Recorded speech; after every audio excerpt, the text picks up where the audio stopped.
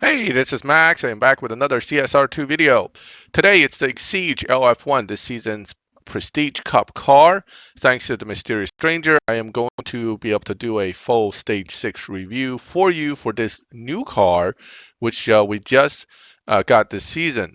As far as I can tell, this car only comes with one trim, and that's this black and red setup with the bronze wheels. I've looked at Facebook. I haven't seen anybody pull any different colors. So most likely this is the one color you can get.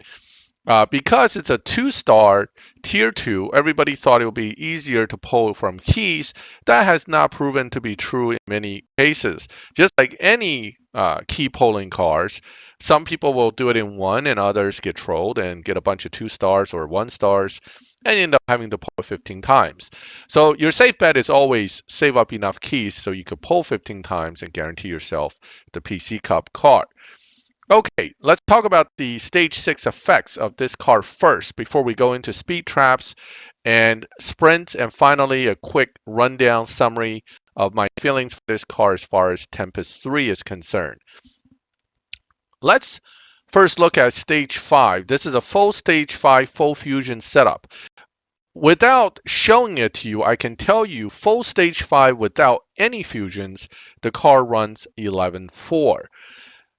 This car does beat dyno slightly, just driving it normally. So you could probably get like 11.3 or 11.2 even out of the actual car, but that's approximately where it's at without any fusions. Just by adding fusions, you're now at 10.333 dyno. In fact, some of the fusions are quite important in the sense that they give almost 25 evo a fusion. This applies particularly to body fusions, transmission fusions in this case. However, that doesn't mean that those two are the strongest stage sixes. That just means that's where the car would be dyno wise. All right, so let's start looking at the stage 6 effects. We're going to go ahead and start this time with intake since it showed up right in front of me. Intake generally is a weak stage 6. However, that's not always true with tier 2 cars, which some cars come pretty even with the stage 6 effects. Meaning intake turbo engine all has a not great, but somewhat decent effect. One thing is this car doesn't seem to have a whole lot of variation on its tune. So even though I've added part of intake, stage 6 with full fusions, I don't think I'll be changing my tune much to try to get any kind of better Evo out of it because it just won't do it.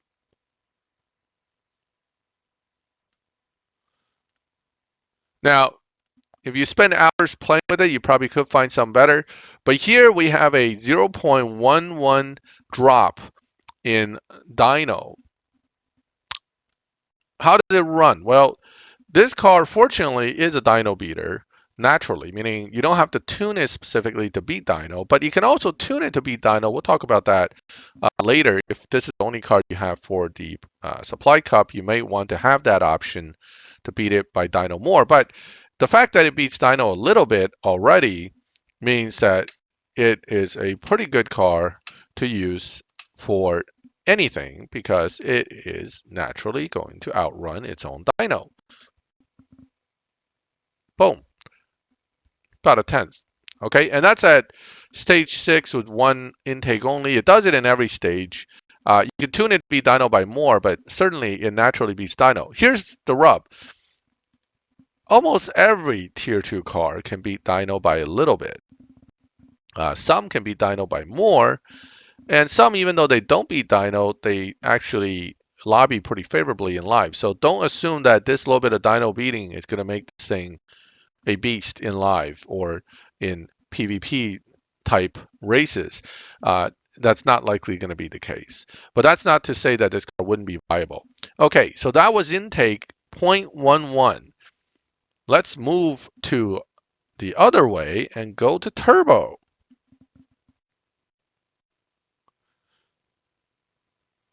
Nice jump in Evo, a little bit of a jump in PP, so not bad. All right, let's go and see what turbo does. So again, I'm not really gonna tune it because I don't find messing with it generally helps until you're fully maxed. So what I'm going to do is I'm going to kind of leave it, let the number changes speak for themselves. Turbo is going to be a little bit better than intake, but not by a significant amount. You're talking about a 0.13 change, actually 1.2 change because it's zero point 0.7 here instead of 0.3. But anyway, it's almost a 0.13 change overall, slightly better than intake, not significantly so.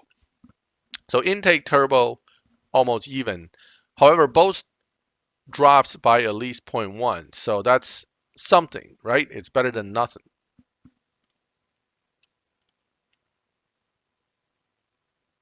Okay, turbo. Let's look at engine. That's a decent PP change and a decent Evo change. So engine definitely will beat turbo and intake, assuming no tune changes affects it. Doesn't even tell me I should retune, so probably nothing needed to be done on a tune end. Let's test it again from a dyno standpoint. All right, 10.179. It is only 300ths better, or not even, I would say 200ths better than turbo. So again, not a significant drop by any means. So these three are only going to combine to drop you by about 4.5 tenths to 5 tenths at best, maybe even 4 tenths total. That's not a huge drop. That'll put you probably to close to 10 flat to 9.9s depending on the combination, which we'll do later. But that's where we're at with that one. Let's look at trends. Now, trends tend to be a big one for tier 2 cars. Probably going to hold true in this case as well. Yeah, the over 900 just with trends. With Evo, a little bit of PP gain, meaning it's definitely going to outperform engine. Again, no tune changes recommended by the game. So I'm just going to go ahead and show you what it is without tweaking it. 10.147. Remember, engine was 10.17. This is, or almost 1.8. This is 1.4. Another 400ths better. That's not saying much if this is the best stage 6 when it drops only a little bit better than engine. What the good news of that is, of course, if you get any of these stage 6s, your margin of error is not huge. It's not like some tier 5 cars where one stage 6 drops 7 tenths and the other one drops 1 tenth. That's a big difference. So this is not super significant as far as a drop difference is concerned. All right, tire. This is already a grippy car. I'm not sure what tire is going to do. Oh, that's not going to be good. Did you just see the Evo drop instead of go up? Oh boy, that's not a good sign. Usually when the Evo goes down rather than up, that's a weak stage 6 or there's some serious tuning needed to make this work. Does it help to tune it? No, it wasn't even recommended by the game either. How bad is it? Oh, good Lord, that's bad. 200ths drop from a full stage 6 with full fusion. What? 200ths? What's the point of even having this stage 6? Well, I hope you don't pull a tire. I feel for you if you do. If that's the only one you manage to get, I'm sorry, car's not even going to show a real difference in performance. That is possibly one of the lowest changes I've seen. Not the lowest, I'm sure, but one of the lowest. But tire is pretty much useless on this car. Now, you won every stage 6, of course, um, and certainly every fusion counts, but I guess don't stress too much if you don't get that tire stage 6. All right, body. Hmm, not quite over 900. That means it's a little bit less than trends, but it's close. So let's see if body can outperform transmission here. I don't think so, but let's take a look. Oh, it does actually, by very little, but 10.145 is not bad at all. Not great, but at least body, trans, engine, everything seems close as far as overall performance. Uh, it's not saying much, but it's good and bad, right? At least the stage sixes, other than tire, seems pretty even, so that getting any of them could be helpful to you.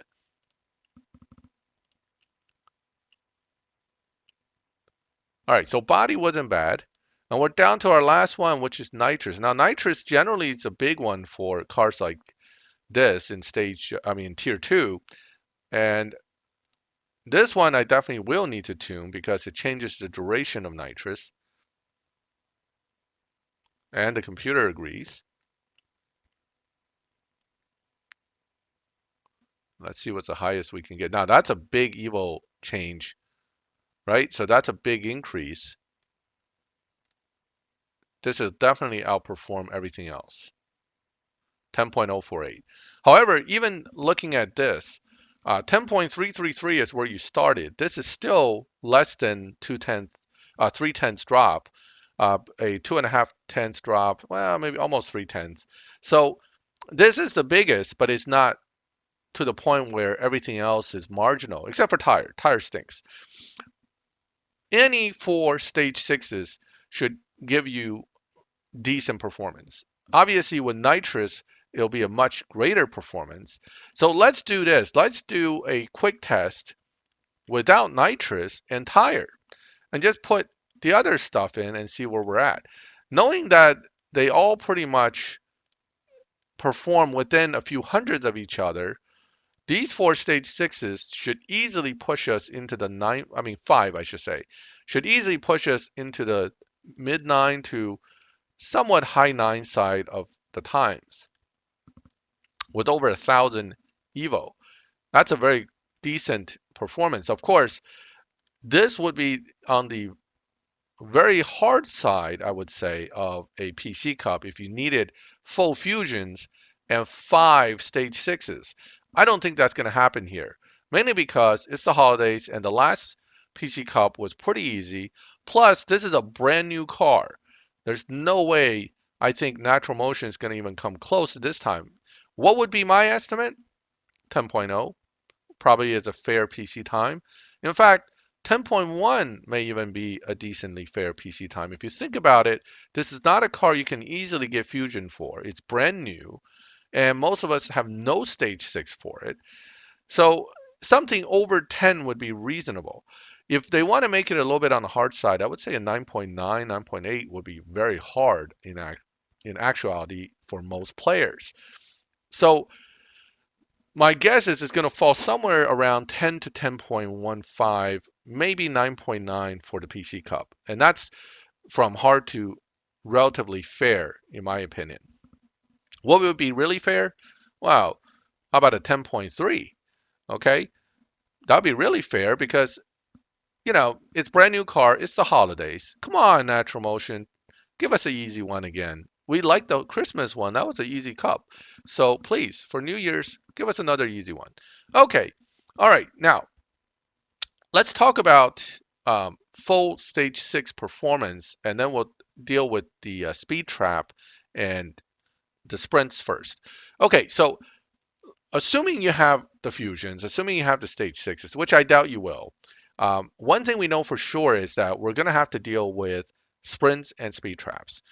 Nothing's hard when it comes to a fully maxed car, right? If you have it fully maxed, none of this stuff is going to be super hard. You should be able to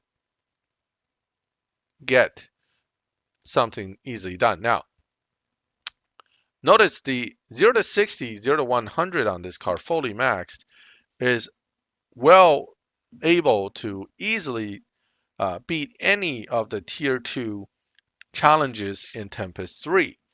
So fully maxed, this car should have no problem with the sprints. The speed traps, however, it has not shown 140 yet. How do you get a better speed trap out of this car? Let's talk about speed traps because sprints doesn't look like it's going to be a problem.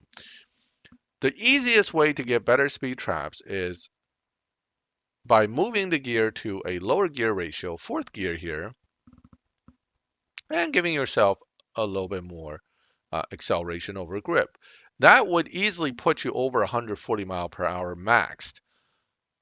You may be able to get even a little more out of it, but late nitrous use combined with that means that a fully maxed LF1, much like the Fence Exige, would be able to take on Tempest 3 Tier 2. However, that doesn't mean it's going to be easy sailing for you with this car for every bit of Tempest 3 because you still have to hit 130 mile per hour at 447 pp points. That's almost 30 pp points lower than where it's at fully maxed. That means you have to find a way to beat this with much less parts and much lower evo at 130. That's a 10 mile per hour difference. Notice how the evo actually went up. Um, that could be tricky, right? So without many of the stage sixes, you're still not quite at 447.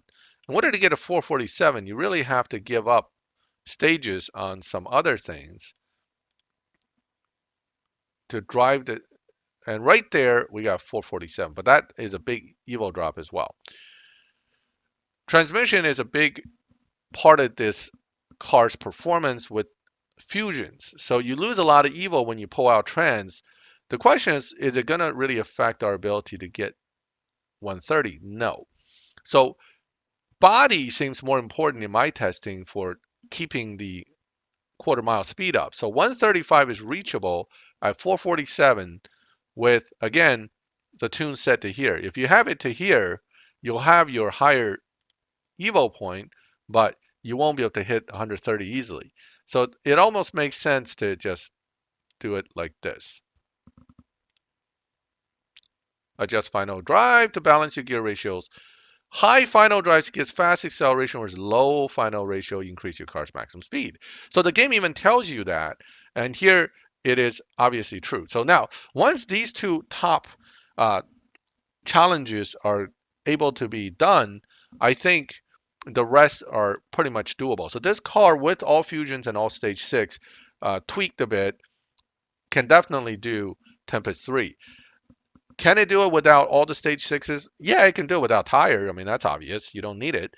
It can probably do it still without one or two of the other ones. But I would say you would want to have body. You would want to definitely have nitrous. Maybe you can do without trans, but you definitely want the other ones. And also, you have to be running under 10.1. So either way, it is a Tempest 3 ready car. So there's something to think about. But unlike some cars, it will not have the ability to get fusions easily. So that's going to be your difficulty. Now, the next challenge down is 434 pp points at 125 miles per hour. Let me see if I can get to that point and pull it off without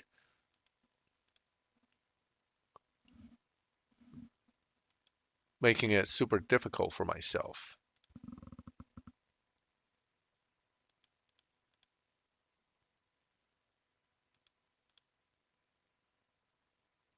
All right, here's 434. I'm just going to go and take a look at my dyno results, see if it'll hit over 125 miles per hour. Now, I dropped intake, which obviously drops the overall performance, but does not affect the speed traps. Also, just to kind of look at 0 to 60 here. 0 to 60 here for 434 pp is a 2.654. To get that, you do need to put this back. So there's a little bit of tuning change that you're going to need. And you're going to struggle a little bit here with 2.6, 0 to 60 with this particular pattern of setup. However, I think that is a matter of shifting parts. So faster acceleration, you're going to need that transmission. You probably won't need as much as far as the nitrous, but it would be good to have it. Body may or may not be critical to this. So you're going to have to switch parts around for 0 to 60. For example, let's say I want to do this the other way. I'm going to put transmission back up to stage 5. And I'm going to drop body some more and get more intake. Oh, too much.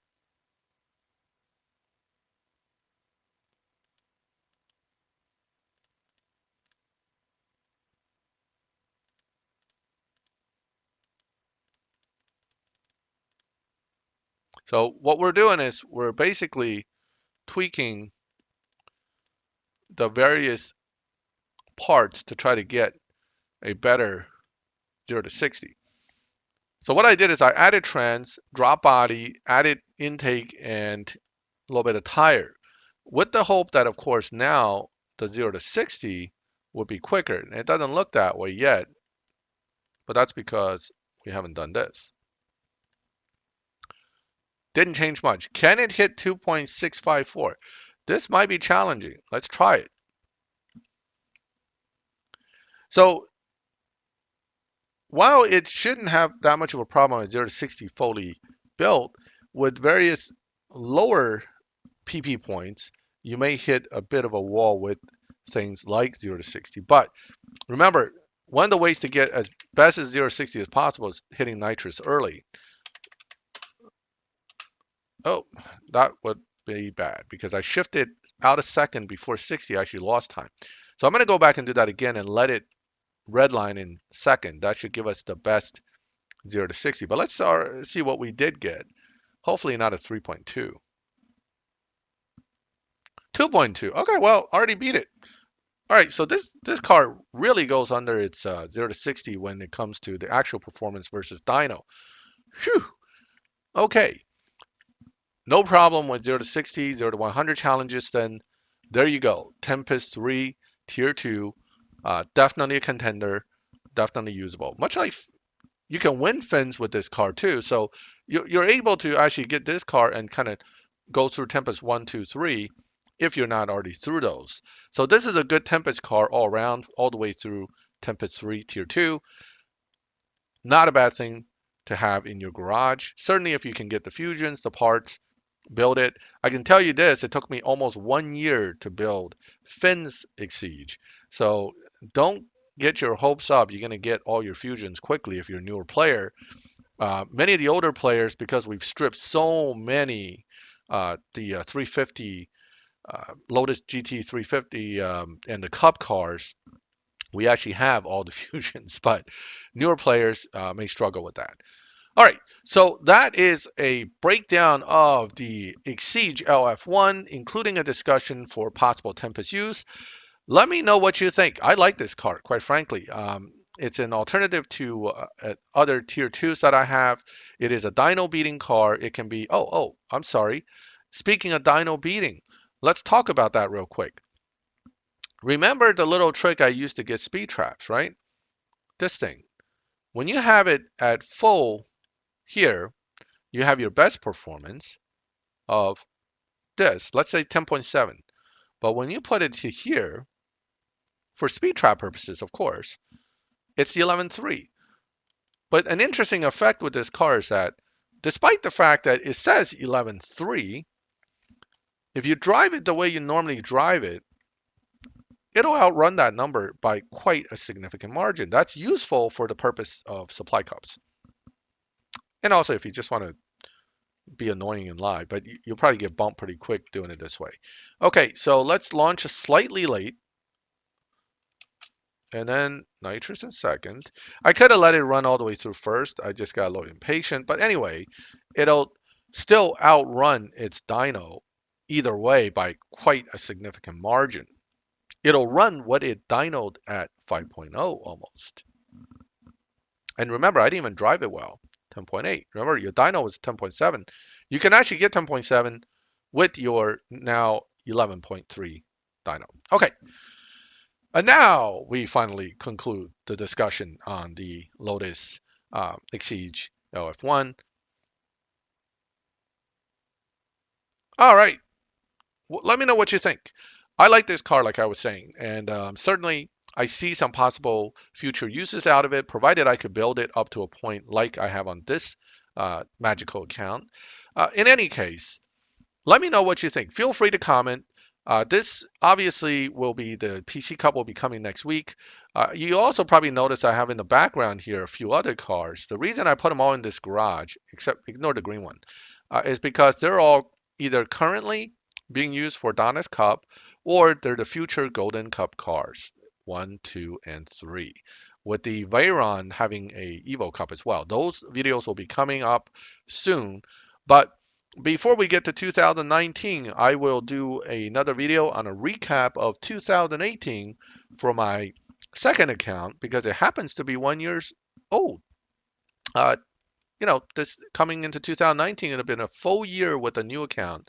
I'll give you guys a 1 year review of a new account that I've spent a grand total of $1.99 on. Okay, please like or dislike, let me know why. This way I can improve my videos. Comment and subscribe to the channel so you can get notifications. I do regular CSR2 videos. I also do videos on other stuff as I figure them out. But most of my viewers care about CSR2, and certainly I'm looking forward to next year. More events, more cars, and more videos. Thank you for watching my videos, and I will catch you again soon before the New Year's. There'll be one more video, and then we'll see each other next year. Have a good one.